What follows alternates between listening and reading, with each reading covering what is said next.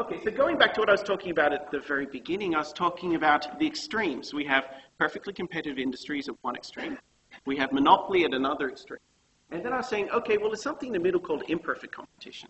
The problem is there's a bunch of different models of imperfect competition, and they all lead to different outcomes. So that's why I don't teach it, because I don't think it gives you a lot more intuition than simply knowing where the two extremes are. You can say a duopoly, where you have two suppliers, is somewhere in the middle between a monopoly and perfect competitive industry. And that's all I really want you to know about that stuff. So duopolies are somewhere in the middle there. So you have monopoly with a very high price, you have perfect competition markets with a pretty low price, and then imperfect competition, meaning 2 or 3 or 4 suppliers, will be somewhere in the middle there. And what's going to fundamentally determine where in the middle it is, so is it closer to monopoly or is it closer to perfect competition, is something about that market power.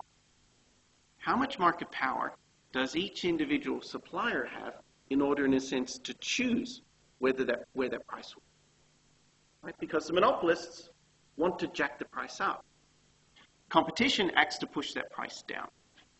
And so imperfect competition will find you somewhere in the middle there where those two sort of forces are balancing each other out.